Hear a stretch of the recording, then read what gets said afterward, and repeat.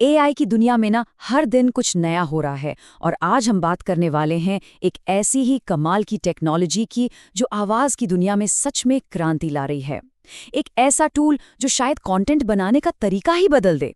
चलिए सीधे जानते हैं 11 लैब्स के बारे में। अच्छा, एक बात सोचिए, मान लीजिए एक कहानी कहनी है, लेकिन रिकॉर्डिंग के लिए ना तो अच्छा माइक है और ना ही वो आवाज़ जो चाहिए। घंटों लग जाते हैं, पहले रिकॉर्डिंग फिर एडिटिंग। कितना अच्छा हो अगर ये सारा काम बस कुछ ही क्लिक्स में हो जाए, कैसा रहेगा? तो इसी सवाल का जवाब है 11 लैब्स। ये कोई मामूली एआई टूल नहीं है। ये लिखे हुए शब्दों को सिर्फ पढ़ता नहीं है, बल्कि उनमें जान डाल देता है। मतलब ऐसी आवाज़ जो सुनने में इतनी असली लगे कि यकीन करना मुश्किल हो जाए कि ये किसी इंसान की नहीं है। कॉन्सेप्ट तो इसका बहुत ही सीधा साधा है। आप बस अपनी स्क्रिप्ट टाइप कीजिए और एआई उसे एक जीती जागती सांस लेती हुई आवाज़ में बदल देगा। है ना कमाल की बात? टेक्नोलॉजी इतनी सिंपल भी हो सकती है। तो चलिए अब थोड़ा पर्दे के पीछे चलते हैं और देखते हैं कि भाई ये जादू आखिर होता कैसे है। और आप हैरान हो जाएंगे ये जानकर कि ये प्रोसेस कितना कितना ज्यादा आसान और तेज है। सब कुछ होता है बस 3 सिंपल से स्टेप्स में। देखो, सबसे पहले अपनी स्क्रिप्ट डालो, फिर जो भी आवाज पसंद है उसे चुनो, मर्द की, औरत की, जैसी भी चाहिए, और बस एक क्लिक और बूम, ऑडियो तैयार। और ये देखिए स्क्रीन पर, ये है 11 लैब्स का इंटरफेस।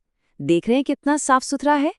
इस बॉक्स में अपना टेक्स्ट डालना है, यहाँ नीचे से आवाज चुननी है, और बस ये जनरेट का बटन दबाते हैं, आपका ऑडियो हाजिर है। सच में इतना ही आसान है। और यही तो वो बात है जो 11 लैब्स को सबसे अलग बनाती है। जो आवाज बनती है ना, वो रोबोट जैसी बिल्कुल नहीं लगती। उसमें वो उतार चढ़ाव होते हैं, वो भावनाएं होती हैं जो एक असली इंसानी आवाज में होती हैं, सुनने में एकदम रियल। लेकिन रुकिए, बात सिर्फ टेक्स्ट को आवाज देने पर खत्म नहीं होती। अरे, अभी तो असली खेल बाकी है। चलिए अब इसके उन फीचर्स को देखते हैं जो इसे सच में वाह बना देते हैं। तो देखिए, ये सिर्फ टेक्स्ट टू स्पीच नहीं है, ये वॉइस क्लोनिंग कर सकता है। मतलब किसी की भी आवाज की हूबहू नकल। सोचिए जरा। फिर ये 70 से ज्यादा भाषाएं समझता है। इतना ही नहीं, आवाज में खुशी, उदासी, गुस्सा जैसी भावनाएं भी डाल सकते हैं। और तो और, अलग अलग किरदारों के बीच की पूरी बातचीत तैयार की जा सकती है। ठीक है, फीचर्स तो बड़े जबरदस्त हैं, लेकिन सवाल ये है कि असल दुनिया में इनका इस्तेमाल हो कहाँ रहा है। चलिए देखते हैं कि लोग इसे कैसे कैसे काम में ला रहे हैं। अरे, इसकी संभावनाएं तो लगभग अनंत हैं। जो लोग YouTube वीडियो बनाते हैं वो इसके वॉइस ओवर इस्तेमाल कर रहे हैं। पॉडकास्टर्स, ऑडियो बुक्स, यहाँ तक कि वीडियो गेम्स के किरदारों को भी इसी से आवाज दी जा रही है। और सोशल मीडिया कंटेंट क्रिएटर्स के लिए, उनके लिए तो ये सच में एक गेम चेंजर है। और सबसे बड़ी बात क्या है ये कि अब उन महंगे महंगे माइक और प्रोफेशनल स्टूडियो का झंझट ही खत्म। बस एक अच्छी कहानी चाहिए, आवाज देने का काम 11 लैब्स खुद कर देगा। तो अब तक तो सब कुछ बड़ा शानदार लग रहा है ना? लेकिन रुकिए, अब जरा कुछ जरूरी बातों पर भी गौर कर लेते हैं, जैसे कि इसकी कीमत क्या है और क्या हमें कुछ सावधानियां भी बरतनी चाहिए। तो अच्छी खबर ये है कि हाँ, 11 लैब्स को मुफ्त में भी इस्तेमाल किया जा सकता है। पर एक लेकिन है, जैसा कि होता ही है, मुफ्त वाले प्लान में कुछ सीमाएं हैं, कुछ शर्तें हैं। देखिए, जो मुफ्त प्लान है उसमें आप हर महीने थोड़ा बहुत ऑडियो बना सकते हैं, पर उसे कमाई के लिए मतलब कमर्शियली इस्तेमाल नहीं कर सकते हैं। और वॉइस क्लोनिंग जैसे जो एडवांस्ड फीचर्स हैं वो भी लॉक्ड रहते हैं।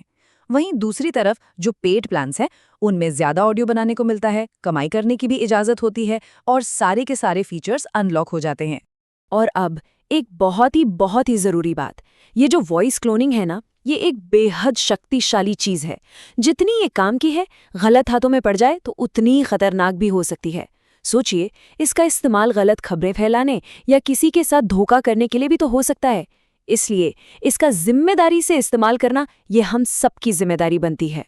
तो अगर कोई पूछे कि एक लाइन में बताओ 11 लैब्स क्या है, तो जवाब सीधा है। ये एक एआई टूल है जो लिखे हुए टेक्स्ट को असली इंसानी आवाज में बदलता है, और हाँ, ये आवाज़ों को क्लोन भी कर सकता है। और आखिर में ये तकनीक हमें एक बड़े गहरे सवाल के साथ छोड़ जाती है। सोचिए, जब किसी भी आवाज़ की हूबहू नकल बनाना मुमकिन हो, तो फिर असली और नकली में फ़र्क कैसे किया जाएगा? उस असलियत का, उस प्रामाणिकता का क्या मतलब रह जाएगा? ये एक ऐसा सवाल है जिस पर हम सबको